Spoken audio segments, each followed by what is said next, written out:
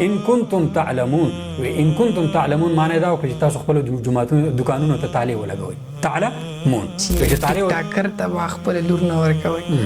تاسو ویلي چې څوک گیم کوي PUBG شو یا دا پریپایر شو دا اوس چې دنیا خلکو ګلوبل ویلیج دی نو زه به دا وایم چې دا ګلوبل ویلیج چې جوړېدو نو کم از کم مونږ نظاره کوله زه خو یم چې ماشاءالله تاسو سوشل میډیا هم دا ورځونه شروع کړل او خطابت هم دا ورځونه دی ځکه تاسو خدای پاک په دومره کم عمر کې دومره غټه مرتبه درکړله ما خیال دا چې دا مسله مونږ د خلکو ته دومره واضح نه دی ښودي چې په دې سید باندې دا زکات ولې نه کېږي ښه چې په بل جماعت کې وي بیا جمعیت علما اسلام ته راغلی او په دې ځای کې به دا قصه ودروي چې تاسو ته بیا ماشاءالله د جمعیت علما اسلام د طرفې یو سیټ هم میلاو شو نو هغوی به ځان څه داسې ښه غوندې موبایل راوړو نو بس هغه به ما خپل لاس ته ما به دې وصول کړی یعنې میاګان هم خلک د سیدانو په صف کې شماري خو هر میا سید نه وي اون پاکې نامور شخصیت سید علي ترمذي پیر بابا رحمه الله مونږ د دې په اولاد کې راځو صحیح دی بونیر کې چې کوم پیر بابا نو تاسو هغه مدرسه پرېښې ده او تللي په سفر باندې او ماشاءالله کاروبار کوي السلام علیکم ورحمت الله وبرکاته زه الیاس حماس یم او تاسو ګورئ طلوع هوم په ننني پودکاسټ کې را سره داسې شخصیت ناسته کړی دی چې د تعریف محتاج خو نه دی یو نوجوان عالم دین دی او ماشاءالله په دې حالات حاضره باندې ډېر لوی نظر دی او د دې سره سره فني خطابت کې ډېر اعلی نوم الله تعالی هغه ته په ډېر کم عمر کې نصیب کړی نو ستاسو وخت ناخلم باقاعده د خپل پروګرام آغاز کو نو مولانا صاحب د ټول ناول درته خپل پروګرام کې هرکلی وایو بسم الله الرحمن الرحیم محترم الیاس حماس صاحب ستاسو د طلوع هوم ستاسو د پوره ټیم او د ملګرو ستاسو ډیره زیاته شکریا ادا کوم چې موږ تم دعوت راکړو د کیمرې په ذریعہ باندې زموږ د ملګرو سره د ملاقات ذریعہ برابر شو ډیره مننه مولانا صاحب کوشش هم ډیرو چې تاسو سره ملاقات وشي او سم ملاقاتونه خو کې خو د طلوع هم د پاڼې نه ولنې ځل ان شاء الله ملاقاتونه وکاو تاسو ټایم ټیبل اکثر داسې وي چې په سفر کې او سفر نه بلکې مسافر یې کلی تراغلی نو موږ دا موغه غنیمت ده چې سلک ناظرین لپاره سلک سیز محفوظ کو ځکه چې وخت واسم تیری کې خو چې کم لمحات محفوظ شي نو بیا سره روز ډیر خفیل کوي نو د روایتو مطابق زما ولنې سوال دا وی چې تاسو پیدایش کله او په کوم ځای کې شوی دی زما پیدایش کال 1996 د کې پیدا شوی مې یعنی وایي چې تقریبا 30 سال زمونږ د ژوند سبحان الله جاری دی صحیح او زما کوم ځای چې رهایشي تعلق اوسم د مسکینی څنګه پاره سره دغه زمونږ ځای پیدایش هم دی صحیح او نو دغه صحیح او مولانا صاحب علمی سفر آغازم کله کړو د کوم ځینم کړو د علمی سفر په حواله باندې یو شی دا چې دا زمونږ څخه خاندانی پس منظر د علم او د مدرسې سره وابسته نو صحیح خو زما رسمي طور یعنی چې کوم باقاعده د درس نظامی ده د خروستو شروع شوی ده خو ابتدایي دور کې ما د کلی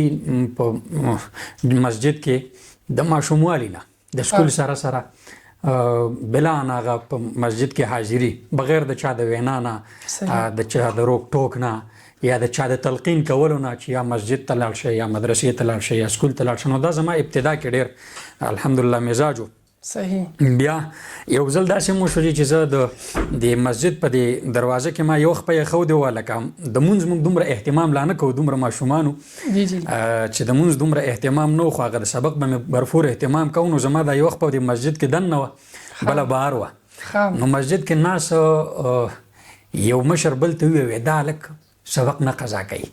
د هغې یوې خبرې د وجې نه په ما باندې تقریبا یو 2 کاله اثر هم و چې بیا پکې لږه انقطاع راله یا بدنظري شوله یا څه شوله خو بهرحال د دغې نه بعد ما باضابطه 2008 یا 9 کې د مدرسې آغاز او شروعات وکړو د سکول معیارو کې زمونږ یو سکول د هغې نه باقاعده زه لاړم زمونږ د دارالعلوم شیرګل نه آغاز هم شوی او دارالعلوم شیرګل کې بیا اختتام هم دی په درمیان کې نورو مدارسو کې ښه آغاز تاسو دارالعلوم شیرګل نه شوی اختتام هم دارالعلوم شیرګل نه شو صحیح او دا کم سنو چې تاسو فراغت وشو کال 2019 د دې په اوایلو کې زمونږ دارالعلوم شیرګل نه صحیح او دې نه پس بیا تاسو د علمي سفر کنټینیو ساتو که سټاپ هم کو زما چې کله د درس نظامی تکمیل شو نو د هغې نه بعد زه کلي ته رالم او ما دا محسوسه کړه چې زمونږ په کلي علاقو کې د مدرسې او د دینی ماحول یو ډیر اشد ضرورت دی او نوې نسل چې کوم زمونږ نو داسې ماحول د مدارسو کوم چې موږ تخکته علاقو کې میلاو شو داسې خو نوې نسل ته وونه نو ما د یو مدرسې بنیاد کې خو د خپل ځمکه باندې الحمدلله والد صاحب مال هغې دپاره ځمکه راکړله بیا الحمدلله زه په هغه سلسله کې لاړم سعودي عرب ته زمونږ مسافر ورونو ملګرو موږ سره ډېر ښه تعاون وکړو او په کال کې دننه تقریبا زمونږ مدرسې یو 10 کمرې برابر شولې نو هغه علمي تړون او تعلق په هغه بنیاد باندې دا مدرسې سره بحال پاتې شو صحیح مطلب دا چې تاسو د فراغت نه پس ډایرکټ بیا علمي میدان نه تدریس میدان ته راغلئ صحیح او د دې سره سره تاسو د عصري علوم چې کوم دي د سهاده پورې هم کړي او څومره هم کړي عصري علومو کې چې ما میډل دا ریګولر کړی دی په کیمبرج معیارو کې یو پبلک سکولو او د هغې نه بعد چې زه کله مدرسې ته لاړم نو بیا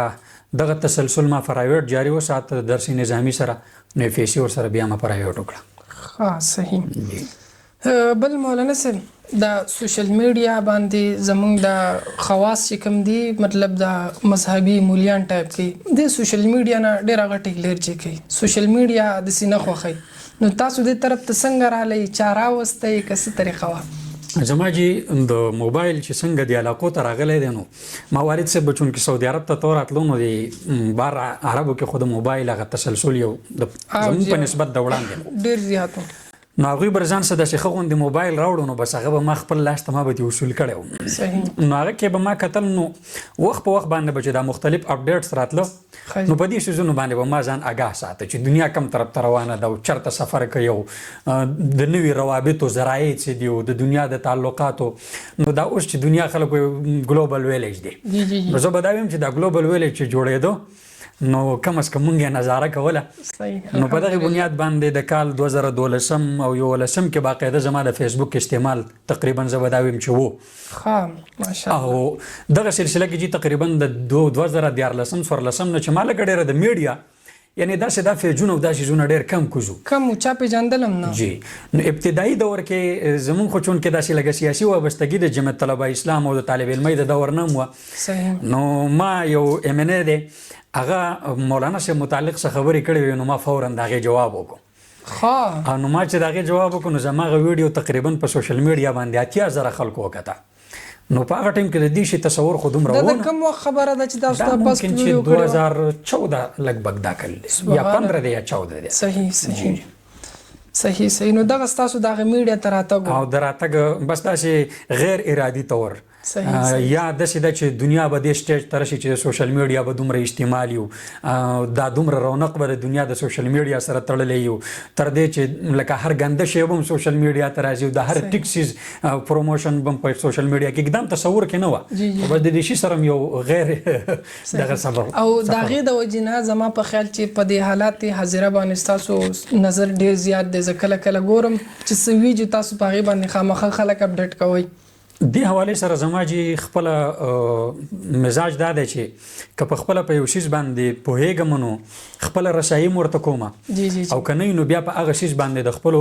هغه مشرانو نظر ګورم چې کوم په دنیا باندې نظر لري نو په دې وجه باندې الحمدلله که 2-4 خبرې چېرته کړي مو وي یا کولی شو نو دا د هغې خبرې یو صحیح او دا خو ډېره ښه خبره ده ځکه چې په دې سیز کې علماو ته ضرورت دی چې راشي او خلکو آګاهي وکړي مولانا صاحب تاسو ماشاءالله سید یې دا سید چاته ویلی شي او زمونږ په پاکستان کې داسې کوم نومونه دي چې هغه خلک وایي نو د هغې ذهن سید ته ځي سادات دا خو د امام الانبیا محمد رسول الله صلی الله علیه وسلم اولاد دی جی او د فاطمه رضی الله تعالی عنها په وساطت سره چونکې نارینه بچي د امام الانبیا وفات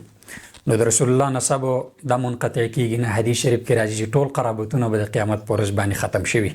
نسبونه نسبتونه به نه زما نسب به د قیامت په ورځ باندې هم وي دا نسبت نو په دې بنیاد باندې دا هغه تسلسل دی چې د فاطمه رضی الله تعالی عنها په وساطت او د حسنینو کریمینو په سلسله باندې دا امت تر دې وخته پورې په دې کې د سادات وجود شته جی بالخصوص خیبر پختونخوا کې نامور شخصیت سید علي ترمذي پیر بابا رحمه الله مونږ ردی په اولاد کې راځو صحیح دی بونیر کې چې کوم پیر بابا او د دې اولاد په پوره صوبه کې په مختلفو علاقو کې موجود دي. دې کې نور مشران او د غم یو تسلسل شته دی. خو دویم سوال چې په دې کې تاسو کوم اډ کاغه یعنی میاګان هم خلک د سیدانو په صف کې شماري، خو هر میا سید نه وي. میا خو معزز ته وي، قابل احترام ته وي. خو ډېر خلک داسې وي چې هغه میاګان وي خو د شجرې نسب په اعتبار سره لکه د یو سیدوالی د چا د سیدوالی دپاره علماو چې دوه خبرې ضروري دي که نه. یو خو دا چې دا به په تواتر سره سادات را روان وي، خلک به مني چې دا سادات دي. یو دا چې دې سره به شجرې نسب وي. نو که پر دوو سلسلو باندې څوک برابر د بره نه را روان وي نو دا به سادات وي. خو ډېر کله ته داسې وشوي چې لکه میا دی وي نو دا هر میا سید نه وي. نو په میاګانو په نوم باندې سادات شته. هسې مولانا صاحب دا میاګان بعضې میاګان په خلکو ډېر بد لګي. هسې زما سره غم و مال یاره دا میاګان خو سیدان دي او په خلکو بد لګي. نو ښه خبره نه ده. خو ستاسو دا خبره چې هر میا سید نه یا به دا قصه او د دې نه علاوه که زه دا ویم چې بد لګېدل د هیڅ چا متعلق په هیڅ چا نه دي پکار. دا ټکی زه تاسو بالکل تاسو محسوس داسې وي که نه چې تکلفات یې ډېر زیات وي د هغې د وجې ناسې معاشره کې یار وي دا خلک وایي داسې دي چې چا سره تعلق نه ساتي یا یې لږ نخرې ډېرې دي. مزاج او طبایع خدا د خلکو مختلف وي. خو زما خیال دا دی چې رواداري او تعلقات او برادرانه ماحول دا خو د ټولو قومونو د هر چا ترمنځ پکار دی بغیر د دې نه چې څوک عین غین څه شی دی که نه. صحیح. او مولانا صاحب دا میاګان شو، سادات شو، دغه شانتې په دې کوټې علاقه کې خلک اکثر اغا ورته وایي. دا څه نور نومونه کوي چې دا نومونه سوادګان هم لکه دا د میا کلي زموږ سره نږدې په جندول کې یو غټ کلی دی نو دا سادات دي. په سوادګانو باندې دا مشهور دي. نو داسې دا اصطلاحات شته دی سادات. بل مولانا صاحب تاسو نه ما یو ورځ یوه ګیله اورېدلې وه. زه یم چې د ناظرینو ته مخکې کړو زموږ بلا ډېر مولیان دا ګیلې اوري نو کېدای شي خدای پاک رحم وکړي. تاسو وایئ چې د کومو نورو مکاتبي فکر علما کرامو یا داسې نورو خلکو د سیدانو د فضایلو باره کې څومره څه کړلې، څومره خدمات یې دي چې زموږ د علماو نشته. نو ګیله خو حقه هم خو ناظرینو ته هم وایي دا مولیان یې ګوري چې هغې هم څه لږ لږ په دې باندې کار شروع کړي چې د سید چې کوم مقام دی هغه هم تاسو د ناظرینو ته ووایئ ډېر لوی مقام دی. هغه نن سبا خلک خیال نه ساتي. نو په دې کې خو ګناه هم ده. اصل کې په دې حوالې باندې زمونږ په دارالعلومای دیوبند کې حکیم الامت اشرف فرید تانوي رحمه الله ته یو مرکزی حیثیت او مرجعیت مقام حاصل دی. نو دې فرمایي چې اصل دا قومونو خو الله دا ذکر کړی دی چې وجعلناکم شعوبا وقبایل لتعارف. خو که محض د تعارف خبره وي او د دې نه علاوه پکې بله څه خبره نه وي نو بیا په ساداتو باندې زکات حرام ولې دی چې رسول الله فرمایل انما هي اوساخ الناس وانها لا تحل لمحمد ولا لآل محمد. دا د خلکو د مالونو خیره دی. نو دا نه محمد رسول الله دپاره حلال دی او نه د دې د اولاد دپاره حلال دی. نو د تعارف علی الانساب نه علاوه څه بل څه شی هم په دې کې شته چې د وجې نه دې ته یو امتیازي حیثیت حاصل دی. خو د اوسه پورې زما خیال دا چې دا مسله موږ د خلکو ته دومره واضح نه دی ښودي چې په دې سید باندې دا زکات ولې نه کېږي. او یا مطلب دا دی چې لکه یو خدا د روایت تذکره ما وکړه چې پیغمبر اسلام د خلکو د مال خیره دی. یا دا چې په هغه زمانه کې لکه زمونږ مفتی فرید صاحب او د بعضې اکابرو ذکر کړي دي چې مال خمس د دوی دپاره د اهل بیتو دپاره. او نو اوس یو سید ته زکات ورکولی شي که نه شي ورکولی دا یو مسله پکې هم راشي. نو چونکې اکابرو خو خپل اراوي او فقهي ارایي د هغې ډېر قابل احترام وي دا د ډېر علم او د معلوماتو او په شریعت او د هغې په نبض باندې د پوهې نه بعد یو رایې قایمېږي. نو مفتي صاحب رحمه الله لیکلي دي چې استحسانا یې اوس ورکولی شي. یو وجه پکې دا هم ده چې لکه هغه ټایم کې بیت المال و اوس دې دور کې نشته. خو دا حدیث په روح باندې اگر چې مفتي صاحب خو ډېر لوی شخصیت دی خو د حدیث په روح چې څه کومه خبره ګورم نو د دې خبرې هغه روح اوس هم هغه شان قوي دی چې په سادات اوس هم زکات نه کېږي. نو دا مسایل په یو واضحه توګه باندې بیانول یا د حسنینو کریمینو شان دا زمونږ د دې ساداتو بعضې د شیعت زاده ساداتو هم دا ګیله وي چې هغه فکر لږ ډېر وهلي. اوس خو سوشل میډیا ده څوک دا نشي ویلی چې په دې علاقه کې شیعه شته او نشته دلته غامیدي شته او نشته دلته فلانې. اوس په هر کور کې دا شی موجود دی. نو دې د وجې نه زموږ د ساداتو ګیله وي. او ما د بعضې علماو مخې ته دا خبره ایښودې هم ده چې چونکې د اهل سنت موقف خو په هره رایه کې ډېر په اعتدال مبني. صحیح. او ها زمونږ د هغه خبرو هم بعضې کسانو ته ما دا خبره کړې ده چې تاسو دا فکر مه کوئ چې ګنې اهل سنت دا د اهل بیتو په حواله باندې احترام نه لري. زمونږ چې څومره مولانا طاالله شاه بخاري رحمه الله سیدو یا مولانا سید حسین احمد مدني رحمه الله دی دا څومره اکابر دي که نه نو د دوی د سیادت علماء دیوبند بھرپور احترام کړی دی او د دې نه علاوه دې اکابرو د دیو طرز او طریقه دا د اهل تشیع په رنګ کې هم نه دي رنګ شوي او د اهل سنت موقف هم نه دی پریښی او خپل سیادت هم قایم ساتلی. نو زه خپلو ساداتو ته هم دا وایم چې که څوک یې نه بیانوي نه به بیانوي خو موږ به خپل ساداتو چې کوم حیثیت دی هغه هم برقرار ساتو او د اهل سنت سره به خپل تړون هم قایم ساتو. او که اهل تشیع د اهل بیتو په اړه کې د څه نورو خبرو دعویدار وي چې د هغې په اړه کې په صحابه کرامو باندې بدګماني پیدا کېږي نو د هغه نظریاتو نه به هم ځان ساتو. نو داسې تفصیلي خبرې په دې کې نور هم شته او بهرحال صحیح شکریہ جزاک الله. مولانا صاحب تاسو ماشاءالله خلک چې پیژني نو په دې خطابت هم پیژني نو دا خطابت تاسو څنګه شروع کړو او په دې کې خطابت کې مستاذ څوک دی او بیا کوم داسې سټیج راورسه چې د هغې د وجې نه تاسو په عوامو کې مقبول شوئ؟ د خطابت په حواله باندې حضرت زه خو ځان ته خطیب ویم نه صحیح او نه د رسمي خطابت ډېر قایل هم نیمه ډېره ځکه چې خطابت خو یو ډېره مقدس او معززه پیشه ده او دا د انبیاء کرامو او د صحابه کرامو پیشه ده. خپل درد خپل جذبات او خپل افکار خلکو ته منتقل کول د خطابت دی او په دې کې د اعتدال نه کار اخیستل او د خبرې حقیقي روح خلکو ته منتقل کول او د اصلاح جذبه ساتل. نو په دې حواله باندې د دې ټولو خبرو نه چې زه نه وم خبر هم نو د خطابت په حواله باندې زما جذبه دا و چې په ډېر ماشوموالي کې د کلي مدرسې ته به زه تګ راتګ ما کاوه نو د یو طالب العلم نه د یو رهایشي طالب العلم نه ما یو لیکلی کاغذ باندې تقریر واغسته. دا ما د نه چې وصول کړو نو ما خپل کور ته راوړو او زه بره د کوټې سر ته د چت سر ته وختم نو زمونږ لاندې د ترور یو خاون و عالم و زمونږ که راغلی نو هغه لاندې په صحن کې ناست و زه بره د کوټې سر ته ختلی وم ما یو ته لاندې کې نظر ته تقریر کوم بره د چت سر ته وختم او د هغه ځای نه مې هغه اگر چې ما د پاڼې نه ووایو په هغه ټایم کې خو لکه دومره ما ته اندازه ده چې یو سړی د فضایل اعمال تعلیم کوي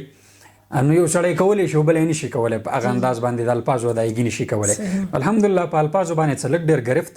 زما لکه دا داسې ده چې وهبي غوندې و نو په دې سلسله کې زما څوک استاذ نشته او خپل یو تسلسل او محنت هغه چې ما کله دا بیان دوی ته وکړو نو زما ترور خاون ما ته ډېر زیات خوشحاله شو چې انشاءالله ته به چې ډېر نو بس بهرحال مونږ څه وکړی شو یا نه خو د دې نه علاوه چې د ابتدایي دور نه د مدرسې د اوله ثانیې د دې کلونو نه زه چې به د چوټۍ په ورځ باندې کلي ته راتلم نو زمونږ داسې یو د دې غټو په دې عامو لارو باندې چې د ګاډي نه به کوز شم نو په دې عوامي لارو به نه تلم زه به د پټو په منځ کې تلم ځکه چې ما په دې لاره تقریر کوو د ځان سره نو نیمه ګنټه 40 منټه تقریر کوم سکول د ورځونه دا د مدرسې زما ابتدایي د مدرسې د ورځونه جی نو بس هغه یو مینه او د محبت او د عشق یو تقاضا وي چې یو څه سره سړی مینه وي نو په دغه بنیاد زه خو یم چې ماشاءالله تاسو سوشل میډیا هم دا ورځونه شروع کړل او خطابت هم دا ورځونه دی ځکه تاسو خدای پاک په دومره کم عمر کې دومره غټه مرتبه درکړله. زه ختم مولانا صاحب ماشاءالله تاسو په کلي کې مدرسه ده تاسو وختي څنګه ویلو نو تاسو هغه مدرسه پرېښې ده او تللي په سفر باندې او ماشاءالله کاروبار کوئ نو تاسو څه خیال لرئ چې دغه مدرسه کې تاسو ټیم تېرولی دغه ځای آباد خو دی خو چې ښه آباد شوی هغه ښه وه که دا کاروبار؟ اصل کې علمي دنیا کې خدمت کول دا د عزیمت لاره ده جی او د هغې نتایجو په دنیوي اعتبار سره د قوم په مفاداتو کې هم وي او اخروي اعتبار سره دا زمونږ په خپلو مفاداتو کې وه. صحیح. نو یقینا هغه مقام او هغه مرتبه خو سړی د دنیا په کم کار باندې نشي حاصلولی. زه به دا ویم چې موږ د یو بهتر نه کمزوري پوزیشن ته رالو په دې حواله باندې خو زما خپل فکر دا دی چې انسان له جامعیت پکار دی هر څیز کې ځای کې چې نیکي په نظر باندې راشي نو هغه ته ځان نږدې کول پکار دی. په هغې کې داسې ده چې اوس د مدارسو چې زمونږ کوم نظام دی نو دا د خلکو د عامو مسلمانانو په تعاون باندې کېږي او دا ټولې مدرسې چې چلیږي دا زموږ د عامو مسلمانانو تعاون دی. خو په مدرسه احسان ځکه نشته چې د عامو مسلمانانو بچي پکې سبقونه وایي د بل ځای نه څوک نه دي راغلي نو مفادات چون کې د امت مسلمه دي نو کوم پیسې او مال دولت په د امت لګي نو ظاهره خبره ده چې بل ځای نه خو اسرائیل خو موږ ته فنډینګ نشي کولی نه راته بل څوک کولی شي خو په دې سلسله کې چې زما د مدرسې د حدوداتو نه بهر یو دا چې د خپل کم اندرونی په مدرسه کې د دې اخراجات نو زما خواهش دا چې زه خپل صداسي ترتیب جوړ کم چې دا زه په خپلو پیسو باندې چلوم او خپل یو نظام می جوړ کړی او لکه زه پکې چاته محتاج نه یم اگر چې دا زما فکر هم ډېر د شریعت روح ته ډېر قریب نه دی ځکه چې انسانان الله تعالی محتاج پیدا کړي دي هر سړی د بل محتاج دی خو په دې حواله زما په خپلو ترجیحاتو کې یوه خبره دا وه خو د مدرسې د چاردیوارۍ نه بار ډېر کله ته داسې شوي دي چې ما د چا بېوسي او بېکسي لیدلې ده خو زه په هغه باندې دومره نه یم خفه شوی ډېر خفه شوی په خپل ځان یم چې زه ولې مدد نشم کولی نو زموږ والد صاحب هم په دغه سلسله کې 22 کاله مسافري او مزدوري کړې ده بیا د دې نه علاوه زموږ دلته هم د روزګار یو تسلسل د دې مدرسې ما د دې آغاز او د بنیاد نه چې کلي کې مې کولی د دې نه مخکې مې یو روزګار دلته سلک د ټریول ایجنسۍ په شکل کې و هغه تسلسل دی چې موږ بارم قایم وساته خو مین مقصود هغه دا دی چې موږ دنیا پیدا کو د دین لپاره صحیح او دغه د امام ابو حنیفه رحمه الله په شخصیت کې موږ ته لکه موږ که د هغې مقلدین یو نو د یو لوی تاجر په حیثیت په نظر راځي د لوی فقیه په حیثیت باندې نظر راځي قیدي هم و د جیل نه جنازه هم وتلې ده نو دا ټولې خبرې او زما خیال چې د یو علمي لوی شورا که څنګه د یو مسلک فقهي مسلک بانی و نو د یو لوی علمي شورا هغه هم بانی و د هغه ټولو علمي حلقو دپاره چې کومې هغې قایم کړی وي نو د هغې هغه ټولې پیسې دا به امام ابو حنیفه د خپل جیب نه ادا کولو نو ښه نه ده چې یو سړی په داسې طریقه صحیح ښه مولانا صاحب اول خو به راته دا قصه وکړي په یو بل جماعت کې وایي بیا جمعیت علما اسلام ته راغلی او په دې ځای کې به دا قصه ودروي چې تاسو ته بیا ماشاءالله د جمعیت علما اسلام د طرفې یو سیټ هم میلاو شو او بیا خو هغه د خدای کار و چې هغه چاته دغه ورکوي او نه ورکوي هغه حالات بیا داسې جوړ شو چې تاسو بیا دغه نه شوئ سلیکشن ونه شو خو هغه څه قصه وه څنګه د بل جماعت نه جمعیت ته راغلی بیا جمعیت کې دومره مخکې په دومره کم عمر کې څنګه لاړی د جمعیت علما اسلام سره خو زما نظریاتي او فکري وابستګي د هغه ورځې نه شروع شوې د کومې نه چې زه دارالعلوم شیرګل ته تللی او د دې نه وړاندې که زموږ خانداني حیثیت او یا تعلق د بل کم جماعت سره یعنی د خاندان پس منظر د جماعت اسلامي سره یا د چا سره صحیح نو په هغې کې زه مطلب دا چې د هغې جماعت یا رکن یا داسې سنیم پیدا پاتې شوی صحیح البته زما یو فکري تړون د جهاد په حواله باندې مو نو داسې یو تنظیم نیم سره زما عارضي ډیره مختصر او ډیره محدود وابستګي پاتې شوی چې ما پکې بار چرته یا تشکیلونه یا څه شی نه دي کړي ما دا فرق نشو کولی چې دا د جماعت اسلامي دی او دا د جمعیت علما اسلام دی او یو خبره دا هم کوم چې اوس هم د دې نیم قایل چې که څوک جهاد کوي نو زه دا وایم چې دا د امارت اسلامي جهاد دی یا دا د جماعت الدعوه جهاد دی یا دا د حزب جهاد دی یا دا د ټولو مسلمانانو وي صحیح نو په دغه بنیاد باندې د مختصر مدت څخه وابستګي خو سیاسي نه وه نو سیاسي وابستګي زما د جمعیت علما اسلام سره د روز اول نه ده چې کله نه ما سیاست او سیاسي شعور ملاو شوی د نو د جمعیت طلبه اسلام او د جمعیت علما اسلام نه او دارالعلوم شیرګل نه خصوصا ما ته ملاو دي هغه نه بعد چې کله ما په دارالعلوم کې یعنی دا جی ټي آی هلې ځلې او دا نو د دې نه بعد جی یو آی ته رالو چې کلي ته رالو کله نو په کلي کې ما سره هم د جماعت د یونین کونسل نه علاوه کومه غټه وحده د جماعت نه وه صحیح او د الیکشن په موقع باندې په دغه حالاتو کې چونکې ما غمخادي د اوس خطابت په ذریعه باندې او د غمخادو په ذریعه باندې د خلکو سره یو تړون زیات پیدا شوی جماعت د مقامی مشرانو رایه دا و چې موږ ستا نوم ورکو جماعت ته نو زما خو بار بار انکار و خو د هغوی بار اصرار نو په یو متفقه حیثیت باندې د پی کې 17 نه زما انتخاب د جمعیت علما اسلام دپاره وشو بیا چې کله د جماعت مشرانو فیصلې وکړې نو موږ هغه سلسله کې الیکشن خو موږ هغه تقاضیم د الیکشن پوره کړې او د الیکشن نه بعد چونکې تنظیمي امورو په تنظیمي امورو کې زمونږ مشرانو نوي انتخابات وکړل او په دغه انتخاباتو کې زه په خپله باندې غیر حاضر شوم زه کراچۍ ته لاړم په هغه انتخاباتو کې ما حصه وانه غستله کومه چې جماعتي اندروني انتخاباتو نو په هغې کې مختلف وجوهات کیدی شي خو زما خیال دا دی چې زما مزاج محض سیاسي نه دی صرف سیاسي نه یم وجه دا ده چې لکه قاضي فضل الله صاحب یو موقع کې خبره کوله چې دی فرمایي وی د اسلام مه سیاسي کوئ سیاست اسلامي کوي خو اسلام مه سیاسي کوئ. اوس زمونږ د معاشرې عام روح او مزاج دا دی چې لکه یو سړی سیاست کوي او په سیاست کې د هغه انټري وشوه نو صرف د سیاسي په نظر باندې دې ته ګوري. حالانکه زه په دې معاشره کې داعي هم وم، مبلغ هم وم، په دې کې زه تاجر هم وم، په دې کې زما یو د اهتمام او د مهتمم حیثیت هم و. نو په دغه ټول څیزونه یو سایډ ته یې ښودل او صرف په سیاسي بنیاد باندې تعلقات او د روابطو زه نه وم قایل. او اوس هم د دې شی نه یم قایل. د فرقو، د ډلو، د تنظیمونو دې څیزونه موږ محدود کړو، د یو بل سره یې د هغه همدردۍ نه وویستلو. زما خیال دا دی چې مونږ به جماعت هم کوو، سیاست به هم کوو، ډله به هم کوو، پارټي به هم کوو، خو له دې نه علاوه چې کوم اسلامي او انساني رویې دي دا هم لږې را په وړاندې کول غواړي. نو په دغه بنیاد باندې زما خیال دا دی چې څه نور عوارض هم بیا زما بار ته د وتلو سبب هم څه نور ذرایع جوړ شو. نو په دغه بنیاد باندې زما هغه سیاسي تعلقات او وابستګي فکري خو برقرار ده خو عملاً کمه شوې ده، فزیکلی کمه شوې ده. صحیح. اسی مولانا صاحب ډېر ګران کار وي چې داسې چاته سیټ میلاویږي. د جمعیت علما اسلام باره کې خو موږ اورو چې څوک مالدار هغې ته سیټ ورکوي. نو تاسو سره مال دولت ډېر زیات و که څه قصه وه؟ نه جدا خو د جمعیت علما اسلام په موږ باندې ډېره زیاته مهرباني وه، نیک ګمان یو او د مشرانو یو اعتماد و. په دې د الله ډېر شکر ادا کوم. بعضې مشرانو چې کله سعودي عرب ته تلم نو ماته یې وویل چې ته مه ځه، وی الله به عزت درکوي، ته صبر وکړه. ما یې زه داسې مستقل ځم نه. الحمدلله د مشرانو یو اعتماد او اوس هم الحمدلله هغه اعتماد سیاسي تعلق برقرار دی، شته. او ډېر په غریبۍ کې لکه ما له جماعت ټکټ او سیټ راکړی دی. نو که څوک دا پروپیګنډه کوي نو زما خیال دا دی چې بیا خو په کار دا دی چې ما ته اړو سیټ میلاو نه وي. حالانکه زموږ په حلقه کې داسې خلک شته چې هغوی د جمعیت علما اسلام د سیټ د حاصلولو دپاره جماعت ته ډېرې پیسې هم ورکولې، خو نه جماعت خپل نظریاتي ملګري سره مطلب دا اعتراض چې خلک کوي نو زه یم چې تاسو بقول ستاسو دا ټیک نه دی، ځکه چې که دا وی نو بیا به تاسو سیټ نه درکولی. نو بالکل داسې ده جی. خو په داسې هم ده چې یوازې ټول عمر په غریبانانو باندې کار هم نه کېږي. په هر ځای کې سیاست هم پیسې غواړي، د دولت او د سرمایې نه بغیر ممکن هم نه دی دا تګودو. نو که جماعت کله یو مالداره چاته سیټ ورکړي، ټکټ ورکړي او د هغه مالداري د جماعت دپاره استعمال شي نو دا خو هم څه بده خبره نه ده. د ابوبکر صدیق مالداري د رسول الله دپاره نه ده استعمال شوې. صحیح. داسې نور د ډېرو صحابو. صحیح، شکریه. مولانا صاحب د الله تعالی وی د اولیاء میاندو نه ډېر په خپل بنده باندې شفیق مهربانه.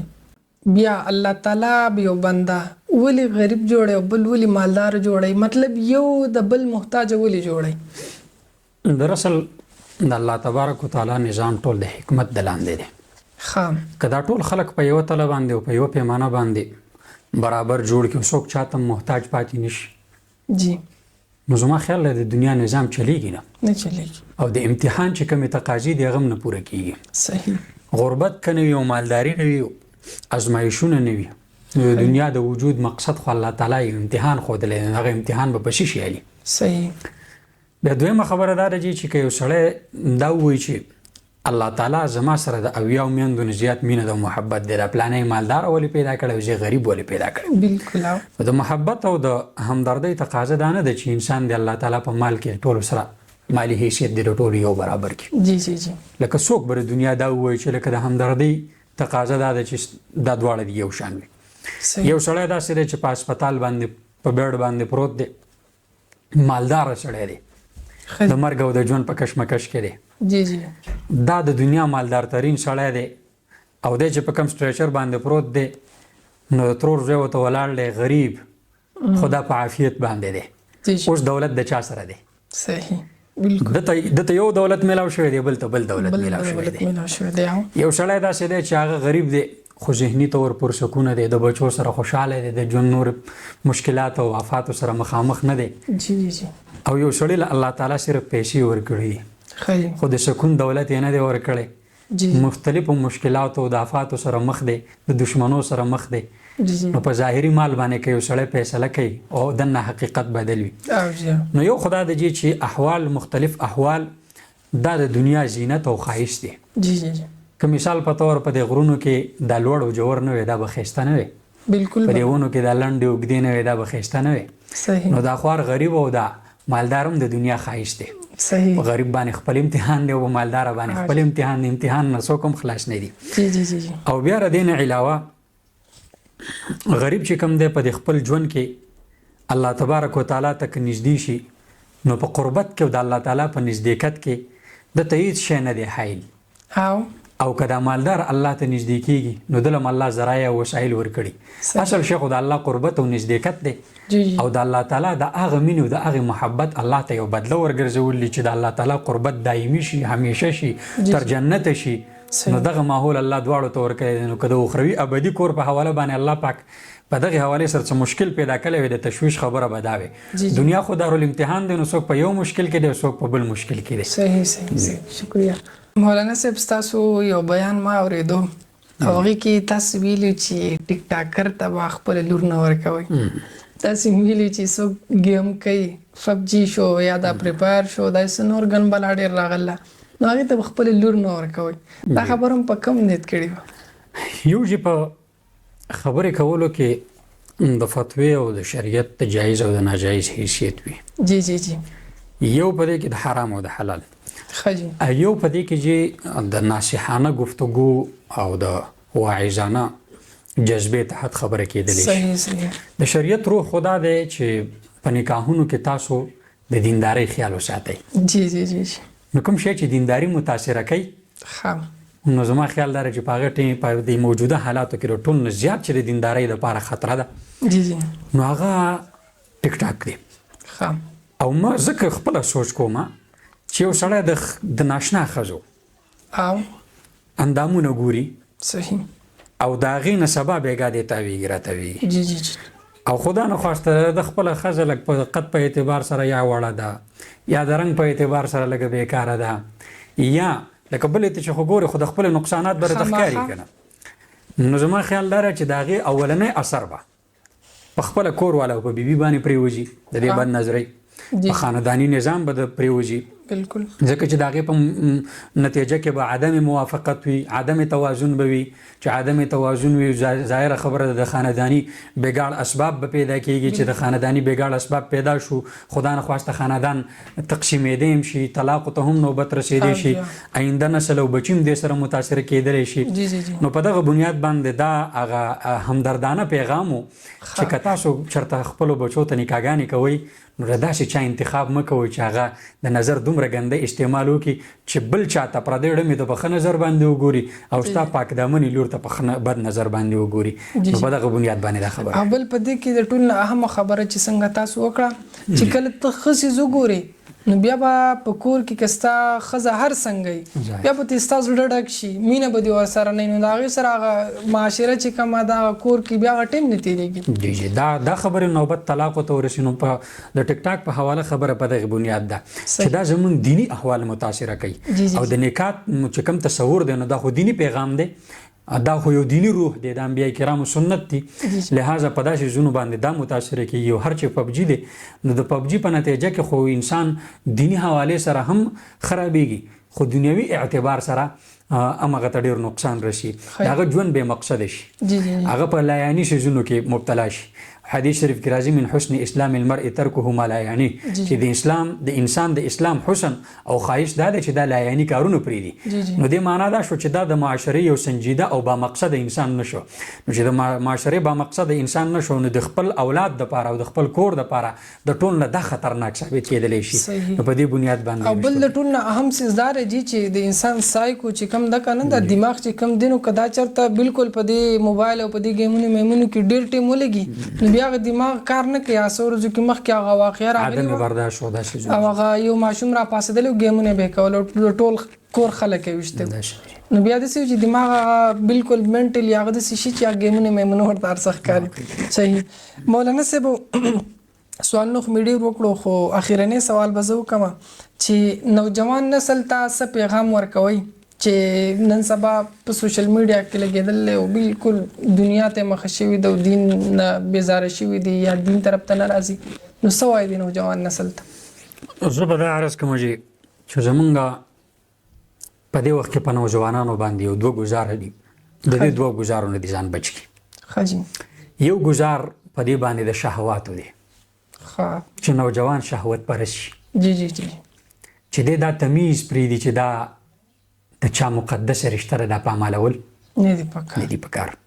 که دا خپله ده که دا پردی ده جی جی او د دې په حواله باندې د ټیک ټاک دا ګرم میدان او دا حیا باخته ښځې چې دا څومره سپورټ کیږي نو دا د دې نوجوان د غلطو ترجیحاتو د وجې نه او د جذباتو د ناجایز استعمال د وجې نه جی جی جی نو د هغې په نتیجه کې د دوی عزتونه پامال شي د دوی د کور نظام خراب شي د دوی خانداني پس منظر داغدار شي یو خبره داره چې په خپلو شهواتو باندې کنټرول وکړي د دې دپاره مغربي دنیا لګیا ده چې موږ څومره خلک یو مسلمانان او نوځوانان خصوصا چې دا په شهواتو کې مبتلا شي د هغې دپاره تمام ذرایع موږ ته مهیا کړي صحیح او دویمه خبره داره چې د شبهاتو نه ځان وساتئ دویم گزار په موږ باندې خصوصا په نوجوان نسل باندې د شبهاتو دی چې دا د دین اسلام نه دستبردار شي د قرآن او د سنت نه دستبردار شي صحیح په دې اړه کې د انکار حدیث فتنه راځي په دې اړه کې د پرویزیانو دا کومه فتنه چې دا په دې کې اهل تشیع وي که دې کې د الحاد فتنه وي دا ټولې خطرناکې فتنې د قادیانیت فتنه دا زموږ په نوجوان نسل باندې حمله آور ده او نوجوان ته دا د دین اسلام په بغاوت باندې مبني نارې ډېرې خوشنما ښکاري او ډېرې پرکشش ورته ښکاري دی ډېر زر یې کینچ کوي نو بیا که د دین اسلام خلاف څه سوال پیدا کړی نو زه ملګرو ته وایم دا خلک بیا د سوال په اوږه باندې ګرځوي چې ورونو زما څه سوال دی نو که سوال یې وکړو نو ته به جواب وکړې خو معقول به وي مدلل به وي د قرآن او د سنت په رڼا کې به وي لیکن د ده بیا هم تشفي او تسلي نه کېږي یو وجه خو دا ده چې دی د کوم علماو چې دا کم تسلسل دی او دا کم جامه ده دا ورته دونه بدرنګه ښکاره شوې ده چې د دې خوشرنګي ترې پټه شوې ده نو په دې بنیاد باندې د هغه سړي هغه غلطه خبره په هغې باندې دی ولاړ وي او قایم وي صحیح د دې اگر چې نور هم ډېر اسباب دي چې لکه دا طبقه ولې مؤثر پاتې نه شو او دا نور ولې مؤثر پاتې شو خو د ټول نه نچوړ به زه دا ویم چې دا دور مولانا خلیل الرحمن سجاد نعماني وایي چې دا دور عام دور نه دی الله د طیب او د خبیث تمیز کوي صحیح لیمیز الله خبیث من الطیب چې پاک او ګنده الله جدا کی نو بس الله پاک چانټي شروع کړی ده مؤمن او منافق یو ځای نشي چلی دی مؤمن به یو طرف ته کېږي او منافق به یو طرف ته کېږي د امام مهدي سب به جدا وي او د دجال لښکرې به جدا کېږي او د عیسی علیه السلام ملګري به جدا کېږي صحیح نو هغه سلسله ده چې په دغې بنیاد باندې زه نوجوانانو ته دا وایم چې قرآن او سنت او د علماو سره خپل تړون جی جی جی نو په دې کې به تاسو د دې دواړو خبرو نه بچ شئ شهواتو نه به هم بچ شئ او د شبهاتو نه به هم بچ شئ نو په دې بنیاد باندې زما ناصحانه او آخري پیغام دا دی د یو نوجوان په حیثیت باندې لکه ما تاسو ته ابتدا کې دا ویلو زما خپل عمر د نوجوانۍ په سټیج کې زه ځان له د الله نه ډېر زیات په دې راضي یم چې علما شکر دی پیژنم صحیح د اهل علمو چهرې پیژنم صدیقین پیژنم او کوم خلک چې الله درانه کړي دي نو هغو ته نظر شکر دی دروند دی صحیح او چې کوم خلک خدای سپک کړي دي نو هغه باندې نه دوکه کېږم سبحان الله نو سپک او درانه پیژندل پکار دي او د سپک او د درنو تله دا په دنیا کې بله نشته سوا د قرآن او د سنت نه نو په علما الحمدلله د الله د دین په تله درانه دي نو نورې تلې ورته ونیسئ علماو سره کښېنئ د الله د دین په تله باندې وتلئ او انشاءالله بیا ځان ته ګورئ نوجوانانو ته زما دغه دوه خبرې چې کله شبهات او د شهواتو نه ځان بچ کوئ علیکم بمجالسة العلماء علماو سره ناسته کوئ صحیح او د ټول نه خصوص چې کوم تبلیغي جماعت دی تبلیغي جماعت دا خو زمونږ یو داسې اداره ده او یو عالمي سوچ دی او فکر دی چې په دې کې دا خبره نشته چې ستا 8 کاله لګي ستا 10 لګي ستا 12 لګي عالم هر سړی نه دی پکار خو صالح هر سړی پکار دی نو دا زموږ د صالحیت هغه میدان دی چې ډېر په لږ وخت کې موږ د دین صالحیت اخیستی شو او هغه د نیکۍ مجالس راته کولاو دي د شبې جمعې په شکل کې د یک روزې په شکل کې د 3 روزې په شکل کې چې دا ډېر آسان اعمال دي او ډېر په لږ وخت کې کېږي او یوه شبې جمعه چا ولګوله خپله ټوله هفتې ښایسته کړه که سې روژه ولګوله خپله میاشت یې ښایسته کړه د خپل ځان به مو ته پته ولګي د خپل چې څومره اوبو کې او اخروي حوالې سره فکرمندي نن سبا اکثر زه د بهر پروګرامونه کوم چې د چا نه تپوسو کې خلکو له کلمه نه ورځي د کلمې معنی غټه خبر ده د غسل فرایض چاله نه ورځي اکثر دا خلک نعوذ بالله بالمازه ګرځي چې په غسل کې څو فرض اصل کې حضرت بنیادي وجه دا ده چې موږ دا دین اسلام لټولی نه دی دې پسې چېرته تلي هم نه یو دا موږ ته د مور په سیزنۍ کې په مفتو کې میلاو بالکل دی. حاجي. نو یو ځل ودا عزم کول غواړي چې الله تا چې کوم راکړی هغه ټیک دی. جی جی جی. خو زه د اسلام علی وجه البصیرت قبلول غواړم چې زه پې پوه کم ځان او زه قبول کم او د دې تقاضې وپېژنم. یا ایها الذین آمنوا آمنو، ایمان والو ایمان راوړئ. صحیح. نو د خپل ایمان تجدید وکړئ، د ایمان تقاضې وپېژنئ او دا بغیر د دې مجالسو نه کېږي نه. صحیح. مولانا صاحب ستاسو دا جوابونه داسې دي، زه یم چې یو بل سوال هم درنه وکړم. تاسو دا زمانه چې کومه روانه ده، موږ چې په دې کومه زمانه کې یو، د دې زمانې ذکر احادیثو کې شته که نشته؟ موږ اکثر وایو که نه چې قیامت ته نږدې یو، نو احادیث ذخیره چې وګورئ نو دې زمانه باره کې څه وایي؟ حضرت د آخر زمانې آغاز او شروعات خو د امام الانبیا د ژوند نه شوی دی چې هغې ته نبي آخر الزمان وي. دا یو صفت دی. صحیح. او بیا په امام الانبیا باندې 1400 کاله تیر شو نو هغې ته نبي آخر الزمان وي. جی جی. نو اوس دا کم دور د 1400 کاله تیر شو. جی جی جی. خو د احادیثو په رو باندې څه آثار او روایت داسې دي چې د هغې نه بالکل دا واضحه ده چې هغه وړې نشانې چې څومره دي نو هغه زموږ په معاشره کې موجودې دي. بالکل. لکه رسول الله صلی الله حدیث جبریل کې یو تذکره ده، پیغمبر علیه الصلاة والسلام ته جبریل علیه السلام راغی، اخبرني عن الايمان، اخبرني عن الاسلام. هغه ورته هغه تفصیل وکړو چې ایمان خو دې ته وایي ان تؤمن بالله وملائکته وکتبه ورسله، امنت بالله ورته ویله. بیا اسلام راته ووایي نو دوی ورته وایي چې ان تقیم الصلاة وتؤتي الزکاة وتحج البیت وتصوم رمضان. دغه حدیث په رو باندې دوی به ورته وایي صدقته. هغه تفصیل خو د حدیث ډېر دی، د حدیث جبریل. خو په اخره کې جبریل علیه السلام د امام الانبیا نه تپوس وکړو اخبرني عن الساعه، قیامت به کله راځي ما ته ووایي. نو یو خو خلک دا خبره کوي چې قیامت به په 2025 کې راځي، 2028 کې به راځي. نو پیغمبر علیه السلام د جبریل علیه السلام تپوس وکړو اخبرني عن الساعه، قیامت به کله راځي؟ رسول الله ورته فرمایل مل مسؤول عنها باعلم من السائل، مسؤول عنها د سائل نه زیات اعلم نه دی. یعنی څنګه چې تا ته پته نشته دی داسې ما ته پته نشته. بخاري شریف کې راځي ساحدثکم عن اماراتها والنخب درته ویم انتر الحفاة العراة العارة الرياء الشایة طاولون فی البنیان. ته به ووینې چې لغړ تو غړ خلک، خپیا بل خپې خلک، د ګډو سرونکي خلک به په بلډینګانو جوړولو کې یو بل سره مقابلې شروع کړي. ان تلد الامة ربتها، وینځه به سید وزیږي. معزز خلک به بې عزته شي، بې عزته به معزز شي. زورور به کمزوري شي، کمزوري به زورور شي. صحیح. مور پلار دې د پاره دي چې دا به مخدومین، مور او پلار به خادمان شي، بچي به مخدومین وګرځي. انقلابات د احوالو دا برش. جی جی. و الصم البکم ملوک الارض، کاڼه او ګونګیان خلک به د ځمکو مشران شي، ملکانان او لوی خلک دا به کاڼه او ګونګیان دا غوږونه به پسې نه یا به پسې سترګې نه. جی جی. خو په دې کې به د صحیح وینا اورېدلو صلاحیت هم نه وي، د صحیح د ویلو صلاحیت به هم نه وي. جی جی. هغه کاڼه او ګونګیان په موږ باندې اوس مشران هم دي. بالکل بالکل. دویم پیغمبر علیه السلام فرمایل لاتین علی امتی زمان کما اتا علی بنی اسرائیل حذو النعل بالنعل. زما په دې امت به داسې یو دور راشي لکه څنګه چې په بنو اسرائیل راغلی او د خپې دا دوه پیزار چې څنګه یو شان دي داسې به دا امت او بنو اسرائیل یو شان شي. حتی ان كان من اتى امه علانيا لكان في امتي من يصنع ذلك. که په بنو اسرائیل کې یو سړی د مور سره کل عام بد فعلی کړی ده، زما په دې امت کې به هم یو سړی دا کار وکړي. انا لله. او په دې حواله باندې زه د معاشري برایانې دا په دغه باندې منبر نه بیانوم او نه د دې قایل نیم. خو په دې حواله که ما ته کوم ټلیفونونه راغلي چې پلانې مقدسه او معززه رشته په دې طریقه په عمل شوه، د فلانی او د فلانی رشتې ترمنځ داسې غلط تعلق قایم و، زه دا ویل نه غواړم نو هغه د دې نه یو قدم مخکې ده. د حدیث کې چې کومه پیشنګویي ده نو ما ته چې کوم خبرونه را رسېدلي دي نو معنا دا ده چې دا معاشره د دغه حدیث د پیشنګویۍ نه یو قدم مخکې هم تللی د فحاشۍ لیول او درجه دا ده. بیا پیغمبر علیه السلام فرمایل وتفترق امتي على 73 مله. یو خو دا ده چې امت به د اخلاقي زوال مخې او د فحاشۍ او د عریانۍ په سیلاب کې به بهیږي، بل طرف ته به امت په فرقو کې تقسیمي. نو نن په هغه بنیادی مسایلو باندې زمونږ کار کم دی او امت په فرقو کې تقسیم ډیر دی. نو دا هم په دې حدیث په رو باندې د پیغمبر اسلام یو حکیمانه جواب دی چې په دغه ټیم کې تاسو د فرقو خدمت مکوئ، د امت په حال باندې فکرمند شئ. صحیح صحیح. مفتی صاحب، مولانا صاحب، ما یو کوشن د مفتی فضل غفور صاحب نه هم کړی او دوباره ستاسو نه کوم چې زمونږ د علماو نه د عوام بدزن شوي دي، د دې داسې څه طریقه کار دی چې واپس د دا رشته جوړ شي او د یو بل سره تعلق ښه شي او د علماو باندې د عوامو اعتماد واپس برابر شي؟ اصل کې چې یو خو په ډېر لویه سطحه باندې د علماو باندې د اعتماد ختمولو کوشش روان دی.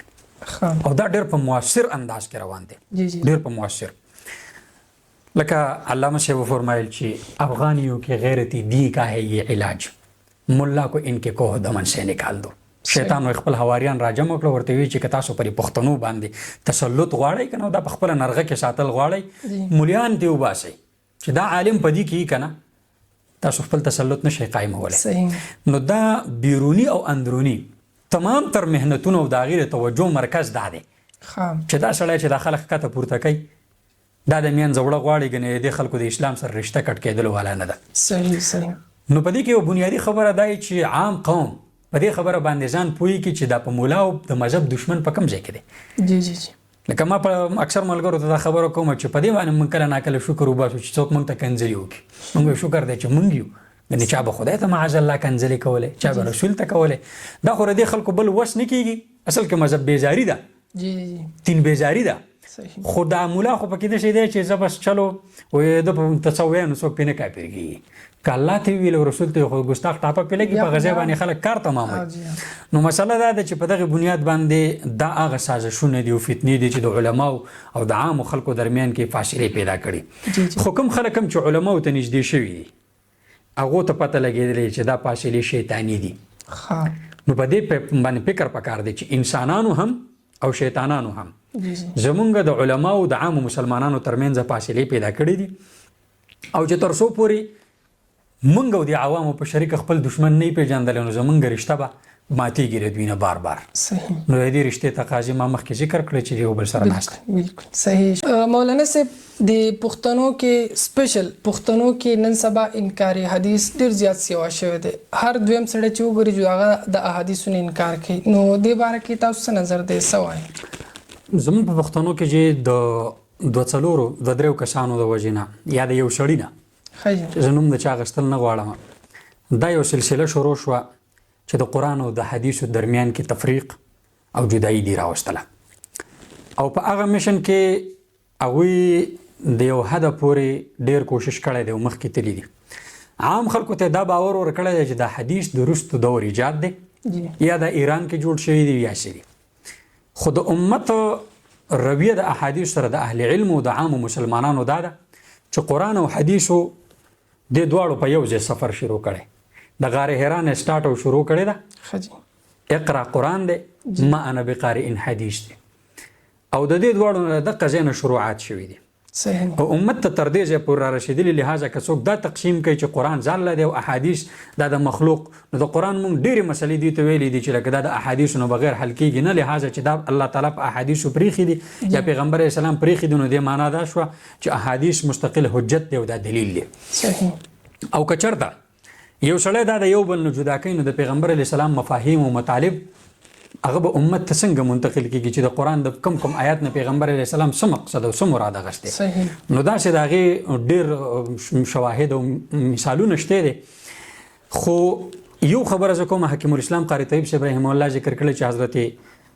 عبدالله ابن عباس رضی الله تعالی عنه حضرت علی رضی الله تعالی عنه یو مناظرې لېږه غالبا د خوارجو سره چې تاسو لاړ شئ او د هغې سره مناظره وکړئ خو دلیل به د قرآن نه وي. عبدالله ابن عباس وی چې ما ته پیغمبر علیه السلام دعا کړې اللهم علمه الکتاب، چې الله د دې کتاب علم ولا ورکړو، ته ما ته وی چې دلیل به د قرآن نه وي. هغه نه، د قرآن آیت چې ورته ته ووایي هغه به خپله معنا واخلي، وی د پیغمبر حدیث ورسره وایه، د سنتو تذکره وکړه چې د دې قرآن به هغه معنا معتبري چې کومه پیغمبر علیه السلام کړې. نو په دې بنیاد باندې دا خو د هغه خلکو جواب شو. خو په دې بنیاد باندې دوی یو اشکال دا هم پیدا کوي چې چونکې دا د درېیمې صدۍ ایجاد دی، سوال دا دی چې پیغمبر علیه السلام په خپله باندې دا قرآن را جمع کړی دی. صحیح. نو که احادیث په منتشر شکل کې پراته نو دا کومه د عیب خبره ده. قرآن هم پیغمبر علیه السلام داسې پرېښی دی، وروستو صحابو را جمع کړی دی. نو که احادیث د صحابو نه را جمع شو نو دا کومه څه د عقل نه لرې خبره ده او یا څه د نقصان خبره ده. نو په دغې بنیاد باندې خو د دې فتنې اوس چې څومره داعیان دي نو هغه د دې حیثیت دي چې هغوی لکه په یوسلي او په اوسلي کې فرق نشي کولی. هغوی دا ده چې په اسود ته یو سړی سود وایي که نه، چې دا د اسود نه مراد ربا نه مراد سود نه دی، اسود چې کوم دی نو دا بلیک منی ده. او دا نو ما دا تانوي صاحب رحمه الله یو قول مې کتلی، یو سړی چېرته جاهل یو ځای کې ولاړو، خلکو ته وایي یا ایها الذین آمنو قرآن کې الله فرمایي اعوذ بالله من الشیطان الرجیم یا ایها الذین آمنوا اذا نودي للصلاة من یوم الجمعة فاسعوا الى ذکر الله وذروا البیع ذلکم خیر لکم ان کنتم تعلمون. چې ایمان والو چې کله د جمعې دپاره تاسو راوبللی شئ نو راځئ کاروبار پرېږدئ دا تاسو دپاره ډېره غوره خبره ذلکم خیر لکم ان کنتم تعلمون. ان کنتم تعلمون معنی دا وکړه چې تاسو خپلو دکانونو ته تالې ولګوئ تعلمون چې تالې ورته ولګوئ او بند یې کوئ دا تاسو دپاره ډېره غوره خبره ده. نو تانوي صاحب چې یو چا ورته ړانګې ونیو چې خدای دې غر کړه دا څه وې نو ما چې داسې خبره هم څوک کولی شي داسې څوک جاهل به مې خو دا موجوده جهالا مې چې ولیدو نو تانوي صاحب په خبره یې تصدیق وکړو. بله ورځ یو و چې نوم یې اخیستل نه دي په کار خو هغه د شیطان نه انکار کړله چې شیطان بالکل شته نه. نو بس چې دی و نو شیطان ته ضرورت نه داسې خلک راغلي انکاري حدیث خو لا غټه خبره ده. زه هم دغه چې کوم دی شیطان نه پکې انکار رالو. دا په خپل دین باندې د عدم اعتماد او د عدم اطمینان هغه خبرې دي چې د خلکو په خولو باندې راځي. خو ما تاسو ته وړاندې دوه ټکي ویلي چې د شبهاتو او د شهواتو په مقابله کې نوجوان خپل کردار ادا نه کړي د دې فتنو بخکار کیږي. صحیح شکریہ جزاک الله. الله خیر.